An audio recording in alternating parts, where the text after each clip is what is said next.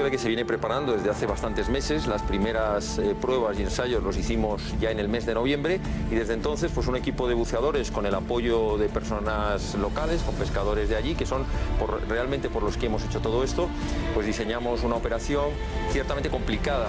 La operación fue totalmente de noche durante 3 días, moviendo un peso de 2.500 kilos, que es un peso muy peligroso para mover en el agua, y todo esto se hizo además con patrulleras de la policía británica rondando por esas aguas. Hemos conseguido sacar ese bloque. Hay que explicar, como ya habéis adelantado, que es un bloque de 2.500 kilos, hay más de 70 bloques, pero lo importante de esto es por qué están allí. Están para evitar que unos pescadores que llevan faenando toda la vida en esas aguas, en pequeñas familias de economías modestas, no puedan faenar, porque al tirar sus redes se enganchan y se rompen.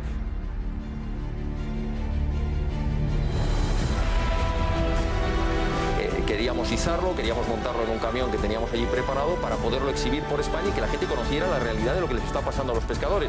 Nos lo impidió un dispositivo verdaderamente sorprendente. Más de 50 agentes de la Guardia Civil, de la Policía Portuaria, vino incluso el barco Luz de Mar, que es uno de los barcos más grandes que hay de la Sociedad de Salvamento Marítimo. Acudieron los GEAS, vinieron hasta una unidad canina de perros. La intervención que hicimos es un acto simbólico, es demostrar también al gobierno español que si se quiere se puede. Lo que no vamos a dejar de ninguna manera la Fundación de NAES es de apoyar la reivindicación de la soberanía nacional del Peñón, de sus aguas, y de apoyar a estos pescadores.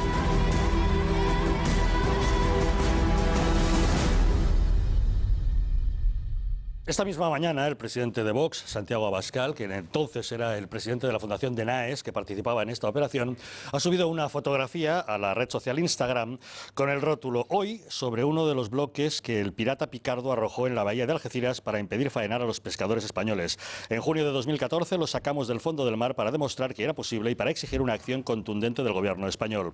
El bloque sigue hoy en nuestro poder. Gibraltar ha pedido infructuosamente a Interpol que nos ponga en busca y captura, y el gobierno español sigue de huelga en la defensa de nuestros pescadores. Gibraltar español, viva España. Efectivamente, el gobierno de Gibraltar considera que debe perseguir a Santiago Abascal y a Javier Ortega Smith, ambos hoy dirigentes del partido político Vox, y quiere hasta incluso pedir a Interpol que establezca una ley de busca y captura, algo que no tendría mucho sentido, puesto que ni la Guardia Civil ni la Policía Española atenderían, ya que no han cometido ningún delito.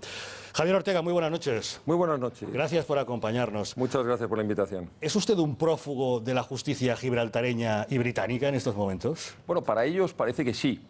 Para la jurisdicción española, de momento no, y esperemos que siga siendo así. Entendemos además que no solo no hemos cometido un delito, sino que lo que hemos hecho es una acción amparada por la legalidad internacional, que es sacar basura de aguas jurisdiccionales españolas y además hacerlo en protección de unos pescadores que están siendo acosados directamente por quienes han convertido el Peñón en la última colonia europea, además de ser una isla, un peñón donde están desarrollando todo tipo de actividades ilegales, contraviniendo toda la legislación europea, no solamente en materia fiscal, en materia medioambiental, blanqueo de capitales, narcotráfico, tráfico de estupefacientes, es decir, que han convertido aquello en una isla de piratas, para entendernos, o en un peñón de piratas.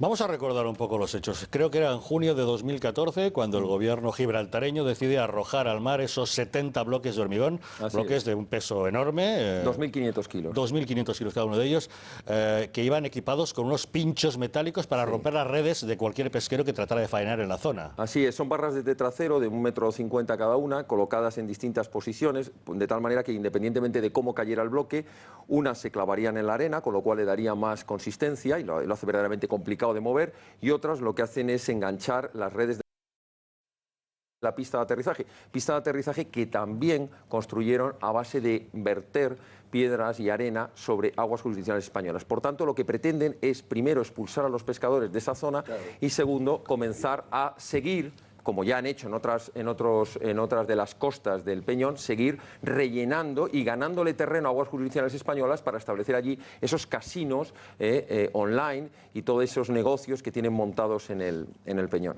Debemos recordar que los pesqueros de Algeciras y de la Línea faenaban en esta zona porque, como usted dice y reitera, son aguas territoriales españolas. Toda la vida llevaban faenando allí. Nosotros tuvimos la oportunidad, en los viajes previos de preparación, de tratar con muchos pescadores para que nos explicaran realmente el problema. Algunos han sido visto literalmente arruinados, porque sus embarcaciones son unas embarcaciones muy pequeñas que no permiten el faenado alejándose de la costa. Entonces hacía ese faenado de bajura, de pegados a la costa, de sus pequeñas redes. Directamente ahora es imposible, no solo por los bloques, sino por el acoso permanente de las patrulleras de la policía británica, incluso en algunos casos cuando rara vez acude la policía, la Guardia Civil con sus lanchas, porque prácticamente les han obligado, y hay que decirlo así de claro, a retirarse del escenario para no causar molestias a las autoridades del Peñón. Cuando acuden las patrulleras de la Guardia Civil, acuden a apoyar a la policía de Gibraltar, la Royal Navy. Nosotros tuvimos la oportunidad de vivir por encima de nuestras cabezas, cuando estábamos en aquella operación, pasar por encima de nuestras cabezas ambas patrulleras, ¿no? Y realmente es peligroso porque les acosan con unas lanchas muy superiores en tamaño. Incluso ha habido más de un abordaje a estas embarcaciones, ¿no? Pero, señor Ortega, si esos son aguas jurisdiccionalmente españolas, ¿qué derecho tiene la Armada británica o gibraltareña, sus patrulleras, a arrojar nada allí? ¿Y por qué no actúa con propia capacidad la Guardia Civil española? Si son aguas territoriales españolas. Pues la Guardia Civil nos consta que haría todo lo que está en su mano y mucho más. El problema no es la Guardia Civil, el problema es el Gobierno de la Nación, el Gobierno de España.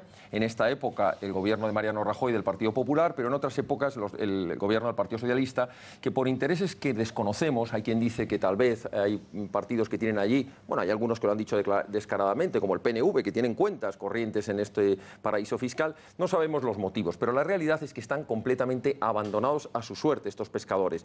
Y lo están las aguas jurisdiccionales españolas, que lo son desde el propio Tratado de Utrecht, que recordarán todos los espectadores, que no reconocían ningún tipo de jurisdicción ni sobre las aguas, únicamente daban una jurisdicción sobre la fortaleza y el pequeño puerto que había en aquel momento. De aquello a lo que tienen ahora, a base de ir ganándole terreno a las aguas jurisdiccionales españolas, es completamente incomparable, vamos, no tiene nada que ver. Incluso todo el terreno que le ganaron, lo que es ahora el aeropuerto, aquella cesión que se hizo por una cuestión humanitaria, cuando históricamente se produjeron unas pestes dentro del Peñón, y se les permitió montar unos campamentos provisionales, pues, para que no hubiera contaminación, que nunca jamás devolvieron. Es decir, la ingenuidad y el buenismo español ha sido pagado siempre con la más absoluta de las traiciones y la más absoluta de las piraterías por parte de la colonia de Gibraltar y amparadas por el gobierno de Su Majestad. Recuérdenos en qué consistió esa operación que llevaron a cabo con la Fundación de NAES. Ustedes consiguieron reflotar uno de esos bloques y llevarlo hasta tierra. ¿Qué es lo que ocurrió a partir de ese momento? Bueno, como se dice en el vídeo, la idea era hacer una reivindicación simbólica. Obviamente nos hubiera encantado poder sacar los 70 bloques y dejarles las aguas limpias a los pescadores, pero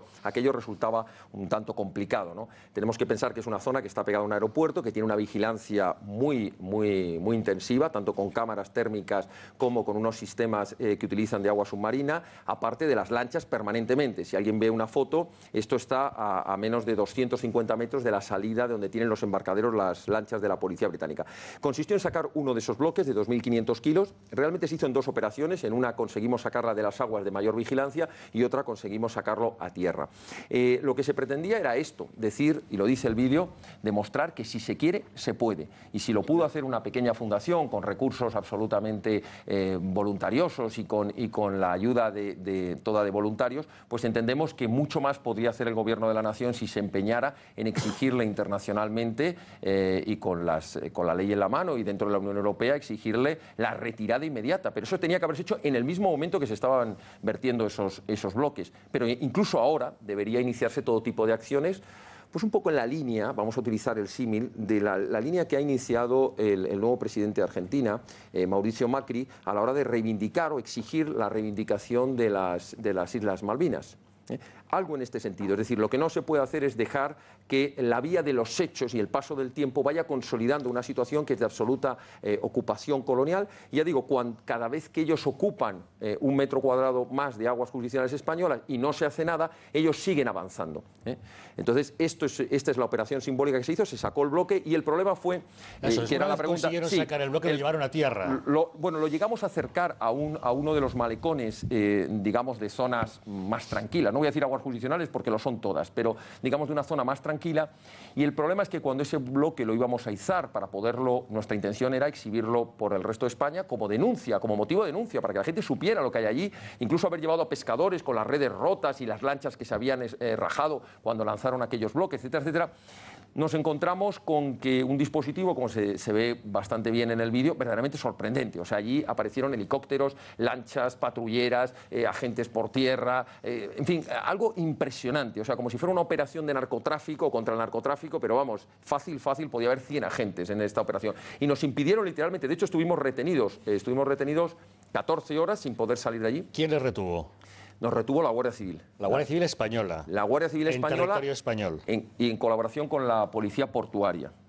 Y tenían instrucciones, y a mí me consta que ellos lo sentían en el alma, porque si hay alguien a los que hemos apoyado, y desde aquí les mandamos el mayor abrazo y apoyo, es a los miembros de la Guardia Civil, que hacen un trabajo extraordinario. Lo que pasa es que la Guardia Civil actúa lógicamente por instrucciones del Gobierno, y si el Ministerio del Interior le dice, ustedes apártense de estas zonas o no estén pendientes para evitar conflictos con Gibraltar o con el Gobierno británico, pues ellos tienen que obedecer las órdenes. Pero vamos, la detención, la retención, creo que fueron 12 horas que estuvimos retenidos sin poder salir de allí. ¿Qué argumentaban las autoridades españolas para retenerles si en todo momento ustedes actuaron en aguas jurisdiccionales españolas y llevaron el bloque a territorio español? Pues la realidad es que a día de hoy, en aquel momento es simplemente que recibían órdenes y no nos decían otra cosa, que no podíamos sacar el bloque y que tampoco nos podíamos marchar de allí, que estábamos retenidos. Pero la realidad es que yo exigí, y de hecho me fui a uno de los juzgados, que se nos dijera si estábamos detenidos, de qué se nos imputaba, y en caso contrario, pues que se nos permitiera sacar adelante esta cuestión.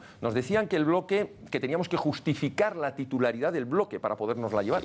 Y entonces, claro, nosotros lo que le decíamos, hombre, esto resulta un poco llamativo, ¿no? Quien tendrá que justificar es qué autoridad le ha dado a usted para tirar sobre aguas jurisdiccionales españolas desde un barco 72 bloques de hormigón de 2.500 kilos y privarle a los pescadores que faenaban allí el que puedan seguir haciéndolo. Pero esto es lo paradojo, ¿no? Lo paradoja que se produce en España, ¿no? Es decir, que quienes agreden a España se mueven en la impunidad. Quienes intentamos defenderla somos presuntamente delincuentes. ¿Dónde está ahora ese bloque de hormigón? Porque esta mañana Santiago Abascal ha subido a las redes sociales una fotografía en la que se le ve a él subido en ese bloque. Pues es evidente que está en tierra y está en la misma, yo diría, y en esto no ha cambiado absolutamente nada, sigue estando en España, porque siempre estuvo en España, incluso cuando estaba en el fondo del mar, eran aguas jurisdiccionales españolas. Está en tierra española y esperamos poderlo exhibir muy pronto. El lugar exacto da igual, lo importante es que está a buen recaudo y además, como se puede ver en la foto, está junto a la enseña nacional para recordar que ese bloque es español y donde estaba depositado son aguas del Fondo Marino Español también. Eduardo, son aguas de titularidad española. Te interrumpí yo antes y me vas a perdonar, es en relación a lo del cierre de la verja. Es verdad que la medida histórica del cierre de la verja es la única que de verdad les preocupa. Con todo lo que significa cerrar la verja, no es solamente el paso de vehículos, en este momento la verja que menos se ve y que más tráfico tiene son los cables de fibra óptica con las que llevan a cabo todos sus negocios, la mayoría absolutamente ilegales, pero lo que no hay que olvidar, y esto hay que estar permanentemente repitiéndolo, es que nosotros no podemos tomar, el gobierno de España no puede tomar ninguna medida si antes no tiene un plan de reactivación de todo el campo de Gibraltar. Porque es verdad que hay muchísima gente, muchísimos compatriotas nuestros que desgraciadamente vivan de eso.